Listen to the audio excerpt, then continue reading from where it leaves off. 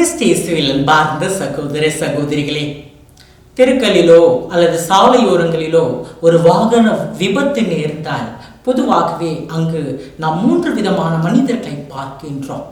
முதல் வகையினர் இப்படி ஒரு ஆபத்து நடந்துவிட்டதே என்று வெறும் வேடிக்கை பார்ப்பவர்கள். இவர்கள் ஒருபோதும் உதவி செய்ய மாட்டார்கள். இரண்டாவது வகையினர் இந்த விபத்தை வைத்து ஆதாயமாக்குபவர்கள். போட்டோ வீடியோ எடுத்து தன்னுடைய சமூக வலைத்தளங்களில் பதிவு செய்பவர்கள் அல்லது அவற்றை ஊடகத்துறைக்கு கொடுத்து தங்கள் பெயரையோ அல்லது பணத்தையோ சம்பாதிப்பவர்கள். மூன்றாவது வகையினர் ஒரு விபத்து நடந்தது என்பதை பார்த்தவுடன் உடனடியாக தங்களால் முடிந்த உதவியை செய்பவர்கள். இங்கு 3 பேர், 3 விதமான செயல்கள், 3 இதயங்கள். கிறிஸ்தியேசுவில் அன்பார்ந்த சகோதர சகோதரிகளே, பொது காலத்தினுடைய 15வது ஞாயிற்றுக்கிழமையை கொண்டாடி கொண்டிருக்கின்றோம். இன்றைய இறை வார்த்தை வழிபாடு இந்த 3 விதமான இதயங்களில் நம்முடைய இதயம் எத்தகையது என்பதை சிந்திக்க அழைக்கின்றது. இன்றைய நற்செய்தியிலே இயேசு உன் முழு இதயத்தோடும் முழு உள்ளத்தோடும் முழு ஆற்றலோடும் முழு மனதோடும் உன் கடவுளாகிய ஆண்டவரை அன்பு செய்வாயாக. உன் மீது நீ அன்பு கூறுவது போல உனக்கு அடுத்திருப்பவர் மீதும் அன்பு கூறுவாயாக என கடவுளையும் அடுத்திருப்பவரையும் அன்பு செய்ய, அதாவது இறையன்பு மற்றும் பிறரன்பு கொண்டு வாழ அழைப்பு தருகின்றார். அன்பு செய்வதற்கு நம்முடைய இதயங்கள் எப்படிப்பட்டதாக இருக்க வேண்டும் என்பதை இந்த நல்ல சமாரியன் உவமை எடுத்துரைக்கிறது. இதில் பார்க்கும் 3 விதமான மனிதர்களும் 3 விதமான இதயங்களை வெளிப்படுத்தி காட்டுகிறார்கள். இவ்விதயங்களில் நம் இதயம் எத்தகையது என்பதை சிந்திக்க இதயங்களின் குணங்களை சற்று ஆழ்ந்து நாம் தியானிப்போம். முதலாவதாக நிபந்தனை அன்பு கொண்ட இதயம். நல்ல சமாரியின் உவமையில் முதலாவதாக வருகின்ற குரு இத்தகைய நிபந்தனை அன்பு செய்யும் மனிதர்களின் இதயங்களை சுட்டி காட்டுகின்றார். இத்தகையவர் நிபந்தனையுடன் மட்டுமே அன்பு காட்டுவார். ஏனென்றால் இத்தகையோர் தாங்கள் சார்ந்து இருக்கின்ற பணித்தலங்களுக்கும் விதிமுறைகளுக்கும் மட்டுமே முக்கியத்துவம் கொடுப்பவர்கள். இன்றைய முதல் வாசகத்தில் நான் உனக்கு கட்டளையிடும் இந்த கட்டளை உனக்கு புரியாதது இல்லை, உன்னிடமிருந்து வெகு தொலைவில் இல்லை, அது விண்ணில் இல்லை, நீ அதை நிறைவேற்றுமாறு வார்த்தை உனக்கு மிக அருகில் உள்ளது, உன் வாயில் உன் இதயத்தில் உள்ளது என்று குறிப்பிடப்பட்டிருக்கிறது. இதை நன்கு அறிந்திருந்தும் குரு ஆன்மீக பணிக்கு முக்கியத்துவம் கொடுத்து மனித அன்பை நிராகரிக்கின்றார். இவர் நிபந்தனை அன்பு கொண்ட இதயத்திற்கு அடையாளமாக காட்டப்படுகின்றார்.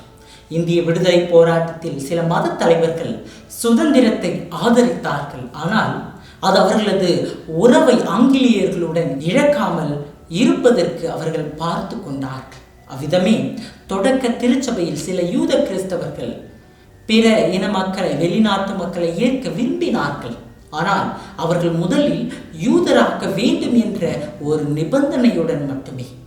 நமது பங்குகளில் ஏழைகளை சிறப்பு நிகழ்ச்சிகளுக்கு நாம் அழைக்கின்றோம். ஆனால் அவர்களே பங்கு பேரவை மற்றும் பக்த சபையில் பொறுப்பாளர்களாக வந்தால் நாம் அதை ஏற்க தயங்குகின்றோம்.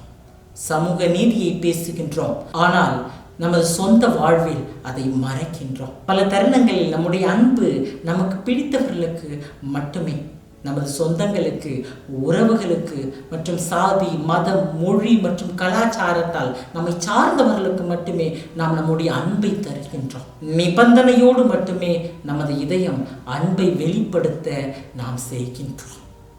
இரண்டாவதாக மூடப்பட்ட இதயம்.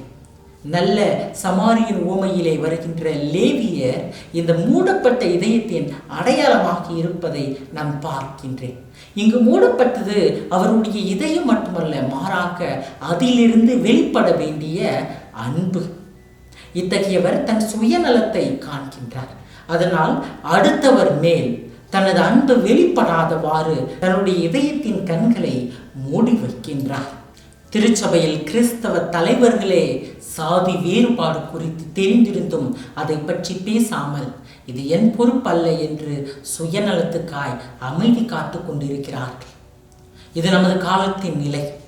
நம் ஏழையை, எளியவர்களை, ஆதரவற்றவர்களை மற்றும் முதியவர்களை காண்கின்றோம், அவர்களின் தேவையை அறிந்திருக்கின்றோம்.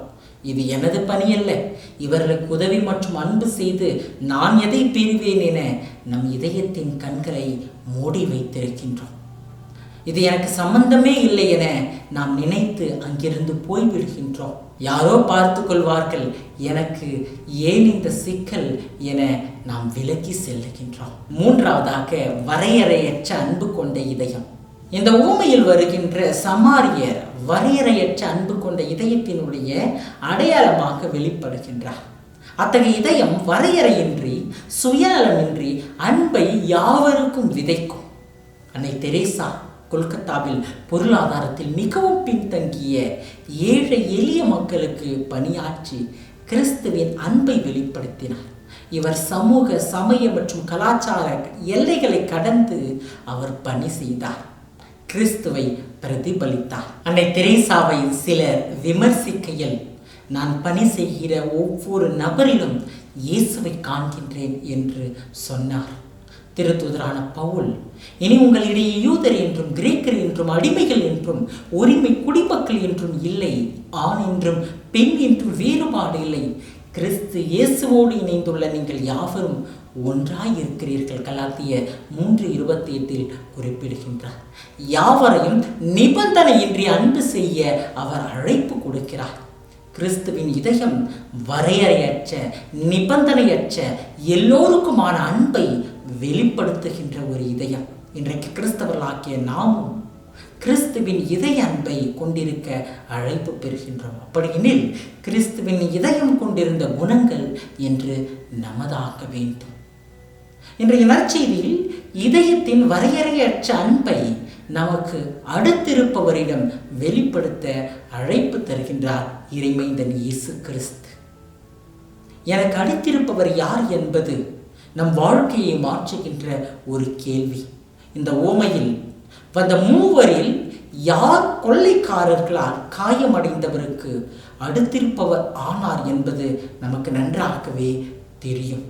நாம் வாழும் இந்த சமுதாயத்தில் எண்ணற்றோர் நமக்கு அடுத்திருப்பவர்களாக இருக்கிறார்கள். நம்முடைய அன்பை அவர்கள் எதிர்பார்த்து இருக்கிறார்கள். இன்றைக்கு நாம் எத்தகையோராய் இருக்கின்றோம் என்பதை சற்று சிந்தித்து பார்ப்போம். நிபந்தனையின்றி மற்றும் வரையறையின்றி நமது வார்த்தைகளில் மற்றும் செயல்களில் அன்பை வெளிப்படுத்துவோம். இன்றைய உலகில் மிக அதிகமான தொழில்நுட்ப வளர்ச்சி, விஞ்ஞான முன்னேற்றங்கள் இருந்தாலும் அன்பும் அக்கறையும் குறைந்து கொண்டே போகிறது. நம் இதயம் உணர்ச்சியற்றதாக மாறிக்கொண்டே இருக்கிறது. நல்ல சமாரியன் போல துன்புறும் மனிதனுக்காக அக்கறையை காட்டுவோம். நமது கிறிஸ்தவ சாட்சியின் அடையாளம் அதுவாகத்தான் இருக்கும். நல்ல சமாரியன் போல நாம் நேரடியாக உதவி செய்ய முடியாமல் இருந்தாலும் ஒரு வாழ்க்கையை நலமாக்க, மற்றவர்களை இணைக்கக்கூடியவர்களாக நாம் இருக்கலாம். சின்ன உதவிகளும் மிக பெரிய மாற்றத்தை ஏற்படுத்தும். ஒரு புன்னகை, அன்பான வார்த்தை, கையை கொடுக்கின்ற ஒரு செயல், இவை அனைத்தும் ஒரு பெரிய மாற்றத்தை வெளிப்படுத்தும். ஒருவரின் துக்கத்தை துடைக்கக்கூடியவை. நல்ல சமாரியன் யூதருக்கும் சமாரியருக்கும் இருந்த அந்த பாரம்பரிய பகையை தாண்டி உதவி செய்து மன்னிப்பு நிறைந்த இதயத்தை வெளிப்படுத்தி காட்டுகின்றார். நமது இதயங்களில் பழி தீர்த்து கொள்ளுகின்ற அந்த நிலையை நாம் விட்டு விடுவோம். கிறிஸ்துவை போல மன்னிக்கக்கூடிய இதயத்தை உருவாக்கி யாவரையும் நாம் அன்பு செய்வோம். அன்பார்ந்தவர்களே, நாம் எப்போதும் சுயநலமின்றி மற்றும் நிபந்தனையின்றி அன்பு காட்டுகின்றோமா என சற்று சிந்தித்து பார்ப்போம். அடுத்திருப்பவர்களை பார்க்கின்ற பொழுது நம்முடைய இதய கண்களை நாம் மூடிக்கொள்கின்றோமா?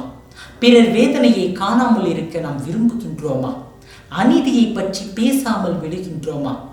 இவர்கள் தேவையில் இருப்போர் என தெரிந்தும் அவர்களை நாம் புறக்கணிக்கின்றோமா? இவ்வுலகில் சிலர் எளிதானவர்கள், சிலர் சவாலானவர்கள், சிலர் உங்கள் எதிரிகளாக கூட உங்களுக்கு இருக்கலாம்.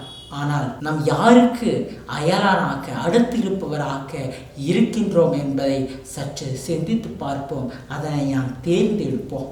நம் இதயங்கள் நிபந்தனையற்றதாக, மூடியதாக இருக்க வேண்டியதில்லை. இன்றைய 2ஆம் வாசகத்தில் திருத்தூதர் பவுல் கூறுவதைப் போல அனைத்தும் அவரோடு இணைந்து நிலை பெறுகின்றன. இயேசுவின் பிள்ளைகளாக மற்றும் அவருடைய சீடர்களாக அவரோடு இணைந்து அவருடைய இதயத்தை நாம் பெறுவோம். இறைவன் நம் ஒவ்வொருவரையும் ஆசீர்வதிப்பார்.